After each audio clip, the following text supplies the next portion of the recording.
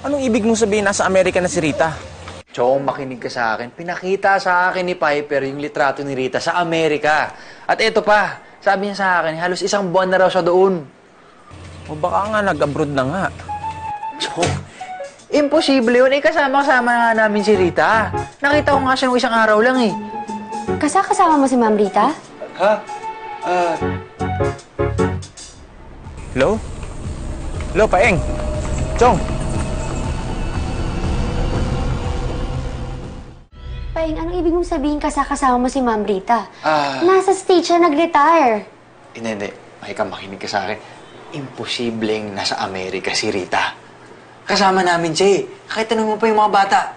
Kung kasama niyo si Ma'am Rita, sino yung nasa States? Hindi ko nga alam. Hindi ko rin siya matanong dahil nung bumalik siya, may amnesia si Rita. Ano? May amnesia si Ma'am Rita? Tumahimik ka. Baka may makarinig sa'yo. Teka lang, Paeng. Bakit may amnesia si Ma'am Rita? Paano nangyari yun? Yun nga yung gusto kong malaman. Pero kung ano man yung nangyari sa kanya, sigurado ako si Ma'am Deborah may kagagawan yan.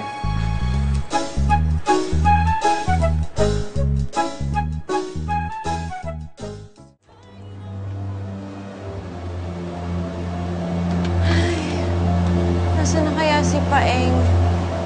Kanina ko pa siya tinatawagan, di naman niya sinasagot yung calls ko. Kung nasan man ang boyfriend mo, sana mawala na siya. Ay, Lord. Akala ko patapusan na natin. Pero Maika, wala pa rin tayo nakakuha impormasyon eh. I guess kailangan natin bumalik dun sa ibang araw. Ha? Oo.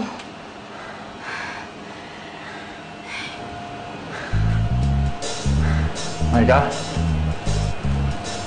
Kimboy? Sino to? Bakit mo kasama to? Ha? Yan dito. Sino to? Kimboy. Si Paeng. Paeng si Kimboy, boyfriend ko nga pala. Narinig mo? Boyfriend? Uy. Narinig mo yung girlfriend ko, ha? Hoy, Chong. Chong, relax lang. Wala kaming ginagawang mali ng girlfriend mo. Diba?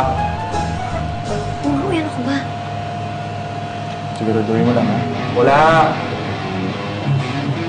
Wala nga.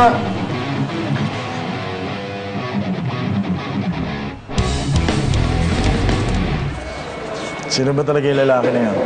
Ba't kayo magkasama? Kimboy, co-worker ko yun. Wala kami ginagawang mali. Ikaw ba, ano bang ginagawa mo rito? Dapat susunduin kita eh.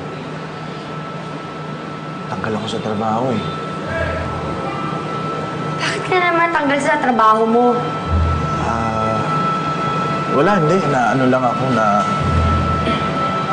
Hindi kasi nagustuhan ng boss ko yung trabaho ko. Kaya sinisanti ako eh. Sino ba yung boss mo? At saka ano ba talaga ang trabaho mo, Kimboy, ha?